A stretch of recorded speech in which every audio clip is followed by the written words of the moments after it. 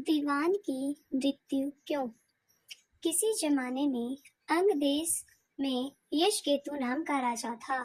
उसके दीर्घदर्शी नाम का बड़ा ही चतुर दीवान था। राजा बड़ा विलासी था।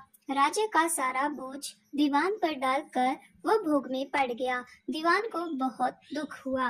उसने देखा कि राजा के साथ सब जगह सब उसकी निंदा होती है, इसलिए वह तीर्थ का बहाना करके चल पड़ा। चलते चलते रास्ते में उसे एक शिव मंदिर मिला। उसी समय निशी दत्त नाम का एक सौदागर वहां आया और दीवान के पूछने पर उसने बताया कि वह सुवर्ण द्वीप में व्यापार करने जा रहा है। दीवान भी उसके साथ हो लिया। दोनों जहाज पर चढ़कर सुवर्ण द्वीप पहुंचे और वहां व्यापार करके धन कमाकर लौटे। रास्ते में समुद्र में एक दीवान को एक कृल वृक्ष दिखाई दिया। उसकी मोटी मोटी शाखाओं पर रत्नों से जुड़ा एक पलंग बिछा था। उस पर एक रूपवती कन्या बैठी वीणा बजा रही थी। थोड़ी देर बाद वह गायब हो गई। पेड़ भी नहीं रहा। दीवान बड़ा चकित हुआ। दीवान ने अपने घर नगर में लौटकर सारा हाल कह सुनाया। इसी बीच इतने दिनों तक राजा को जला कर राजा सुधर गया था और उसने विलासिता छोड़ दी थी।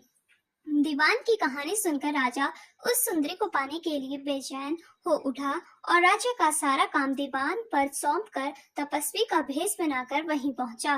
पहुंचने पर उसे वही कल्प वृक्ष और वीणा बजाती कन्या दिखाई दी। उसने राजा से पूछा, तुम कौन हो? राजा ने अपना परिचय दे दिया। कन्या बोली, मैं राजा मृंगाक सेन की कन्या हूँ। मृंगाकवती मेरा नाम है। मेरे पिता मुझे छोड़कर न जाने कहाँ चले गए। राजा ने उसके साथ विवाह कर लिया। कन्या ने यह शर्त रखी कि वो हर महीने के शुक्ल पक्ष और कृष्ण पक्ष की चतुर्थी और अष्टमी को कहीं जाया करेगी और राजा उसे रोकेगा नहीं। राजा ने यह शर्त मान ली। इसके बाद कृष्ण पक्ष की चतुर्थी आई तो राजा से पूछकर मृंगाकवती वहां से चली। राजा भी चुपचाप पीछे पीछे चल दिया। अचानक राजा ने देखा कि एक राक्षस निकला और उसने मृंगाकवती को निगल लिया। राजा को बड़ा गुस्सा आया और उसने राक्षस का सिर काट डाला। मृंगाकवती उसके पेट से जीवित निकल आई। राजा ने उससे पूछा कि यह क्या माजरा है, तो उसने कहा, महाराज, मेरे पिता मेरे बिना भोजन नहीं करते थे। मैं अष्टमी और चतुर्थदशी के दिन शिव पूजा यहाँ करने आती थी। एक दिन पूजा में मुझे बहुत देर हो गई। पिता को भूखा रहना पड़ा।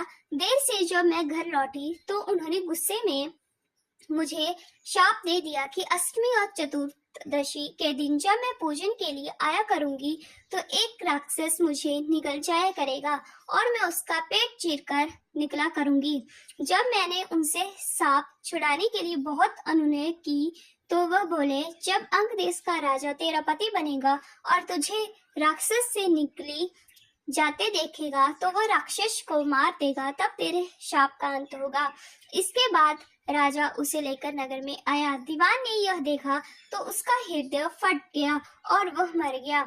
इतना कहकर बेताल ने पूछा, हे राजन, यह बताओ कि स्वामी की इतनी खुशी के समय दीवान का हृदय फट गया। राजा ने कहा, इसलिए कि उसने सोचा कि राजा फिर स्त्री के चक्कर में पड़ गया और राज्य की दुर्दशा होगी। राजा का इतना कहना था कि बेताल फिर पेड़ पर जा लटका। राजा ने वहां जाकर फिर उसे साथ लिया तो रास्ते में बेताल ने यह कहानी सुनाई।